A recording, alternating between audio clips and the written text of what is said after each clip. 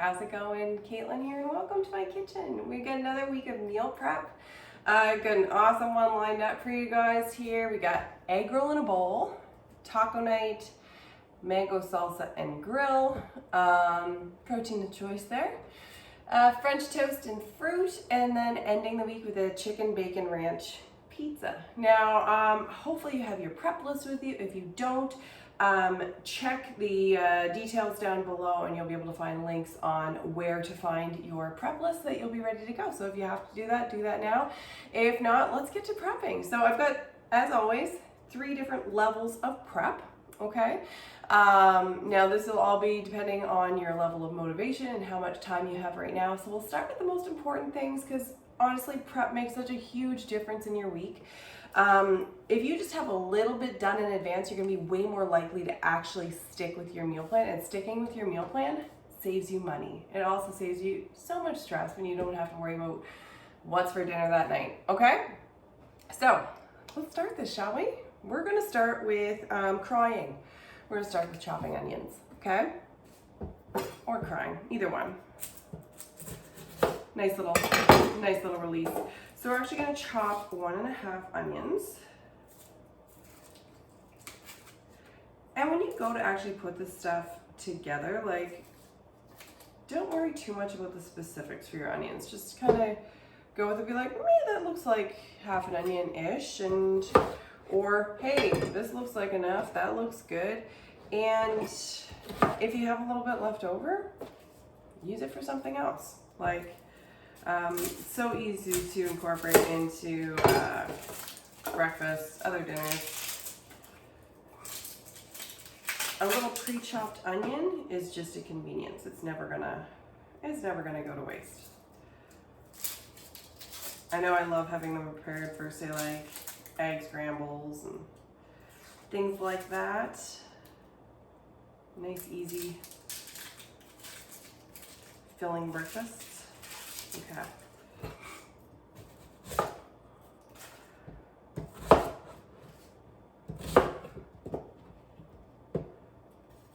Chop that a little more. There we go. So I'm gonna use a food chopper for mine. Spares me a little bit of effort and a lot of tears.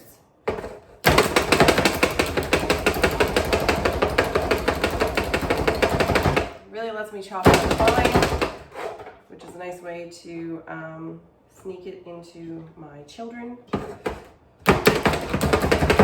That's what the goal is, really, just sneaking all the veggies into kids, husbands, yourself.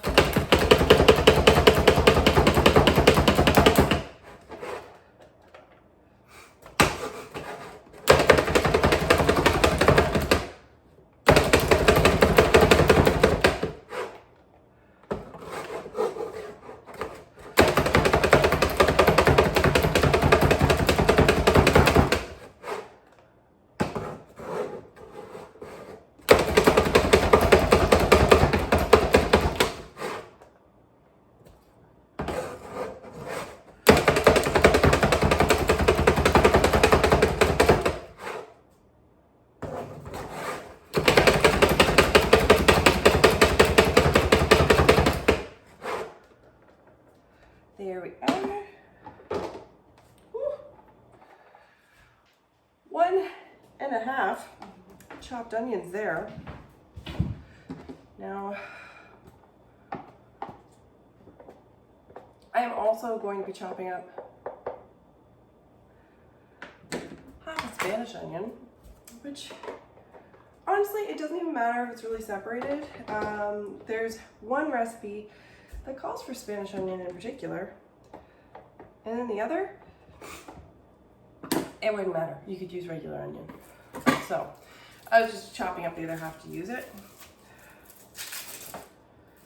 So if you just want to chop up 2 regular onions and double your recipe for mango salsa and have leftovers for a couple days, you'll want it. My goodness, it's a good snack. So I don't think you'll be disappointed. So if you want to do that, you can save your whole Spanish onion for the mango salsa.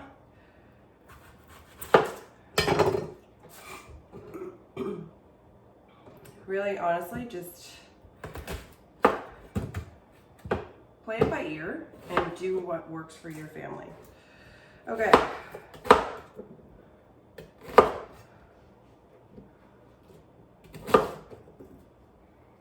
So I'm gonna chop up this. I'm gonna save this other half.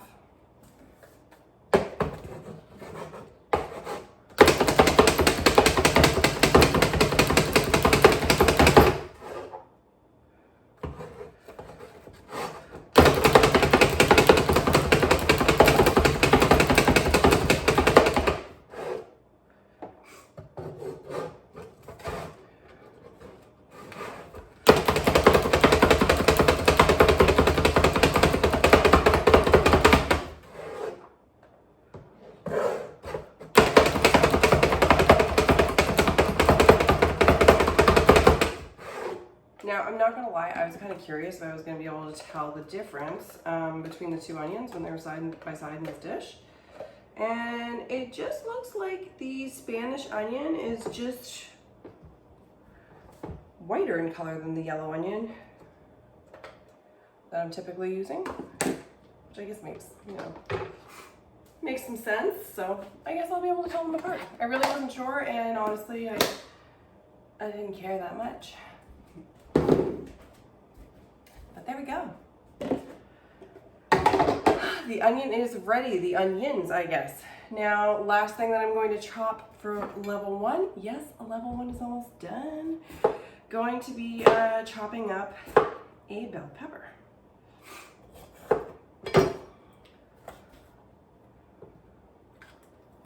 And pardon me, I got a bit of a sniffle.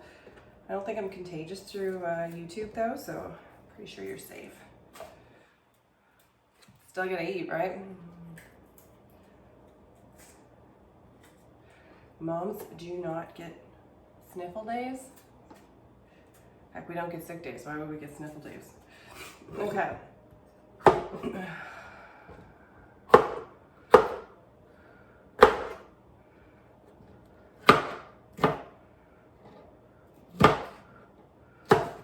So just doing a rough chop, and then I'll do a chop chop.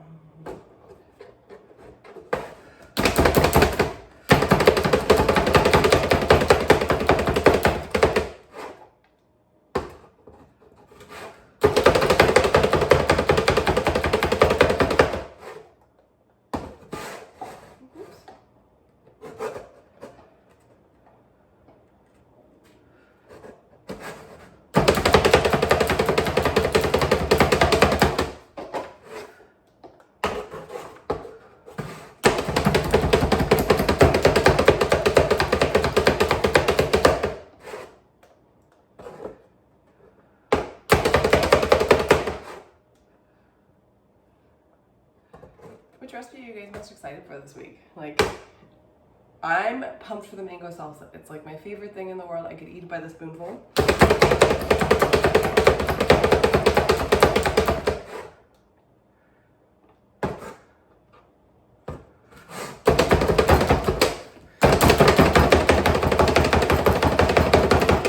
Usually I'm most excited for pizza night because, it's pizza. It's inherently exhibit worthy. Here we go. Bell pepper is done. Now let's see, what are we doing next? Level 2. Congratulations, we made it to level 2. If you're still with me, let's keep going. If you're done, awesome. You got some veggies cut, like you are well ahead of where you were only 10 short minutes ago, and just really embrace the way that your week is going to be better because of that. Like, when you think of it, on those nights when you need those veggies, you're gonna be like, wow. Okay, if you're still with me, we're going to grate 2 cups of pizza cheese. Once again, this is a guideline. If you're looking at that and you're like, 2 cups of pizza cheese is definitely not enough, go with more. If you're dairy free, you probably shouldn't be grating any pizza cheese.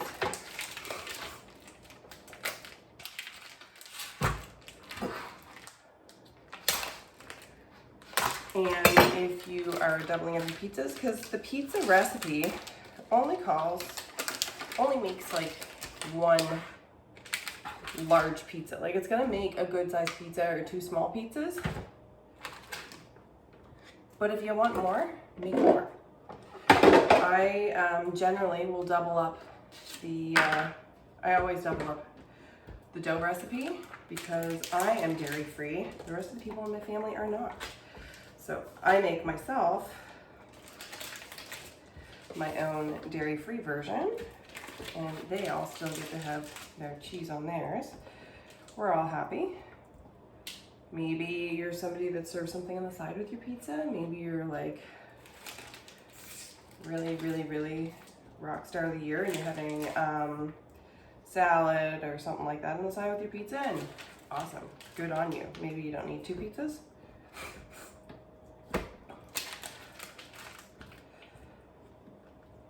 By the way, if you're lactose free, this cheese, the Saputo, it's awesome. I wish I could eat it. I thought maybe I would be able to go back to having dairy after not having had dairy for years, and I got away with having lactose free for a while, and then it really just started to bite me in the butt. So I thought, you know what, not worth it. Lived without dairy for many years now. I can live without it for many years more.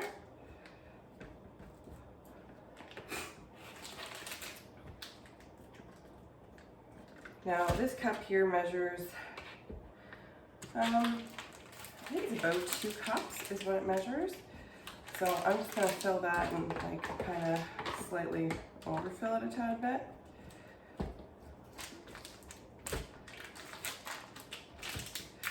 Partially to go on the pizza, but partially just because once the food is prepared, I find the kids and my husband tend to dig into it a little more. It's like, oh, there's grated cheese. Let me eat it by the handful.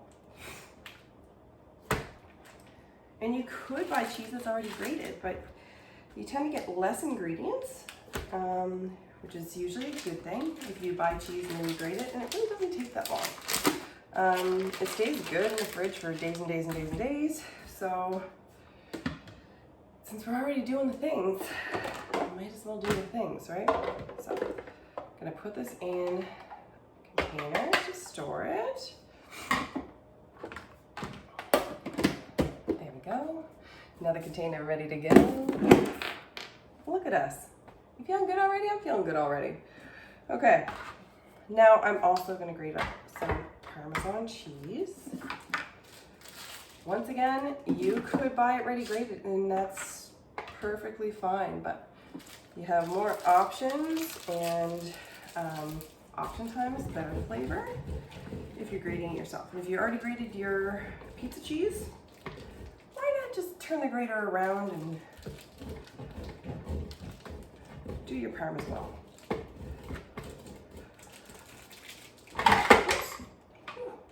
That was exciting. There we go. So I'm just going to throw that in a little container. Little prep bowl. Love these things. They're adorable. And now that one's good to go. Fabulous. So the very last thing that I want to do, just to be really feeling good and ahead of the game, is I am going to mix the dry ingredients for my pizza. I'm gonna mix the dry ingredients. I am gonna put the yeast in it already too, and then I'm just gonna throw it in the fridge because I figured, you know what, it'll be fine. It's only a few days.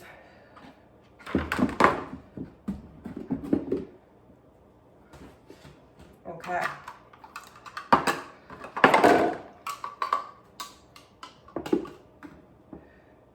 And this is, this is step 3. So if you tapped out at step 2, maybe you're using a mix for your pizza crust, or maybe you're using prepared crust.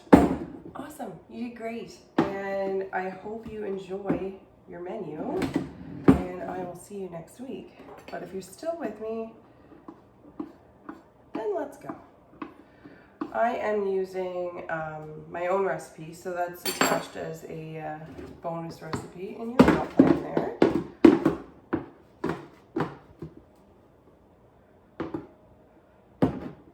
Okay, I'm just gonna make quite the mess out of everything at this moment. Oops. Is there a graceful way to do that at the bottom? If there's a graceful way to take flour out of the bottom of your container, I'd love to know what it is. Okay, so I'm doing a double batch, so I've got 3 cups of flour in there.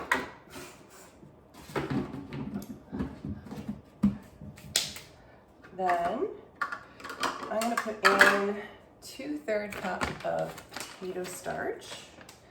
Potato starch makes it just softer. Even if there's already potato starch in your gluten-free flour blend, I do find that gives it a softer texture. So for my double batch there, I got 2/3 cup.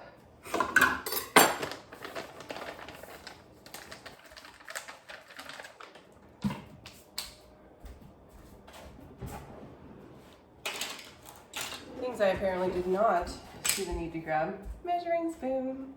Okay, so throw in a couple tablespoons of sugar.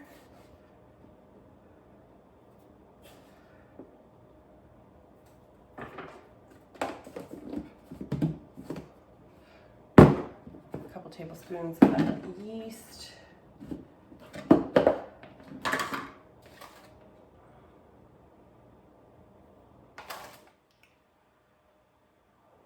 And I use instant yeast, just to keep it easy.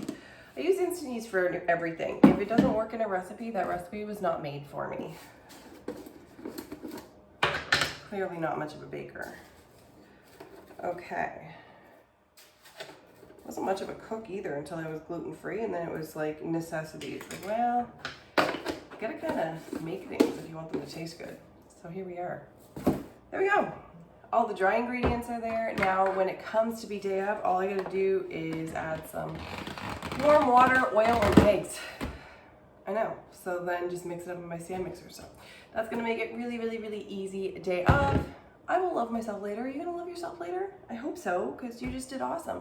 Now, if you still got your creative juices going, why don't you check and see what's in your fridge? See what is about to go bad, what needs to be used, and figure out how you can incorporate it into one of the recipes this week, maybe as a side dish or in some lunches. If you can't figure out a way to use it, can you figure out a way to freeze it? Because that way it'll be there for you for future use, okay? So that is the mission if you're still on the go. If not, I hope you enjoy the recipes. I hope you have a great week, and I will see you next time. Bye-bye.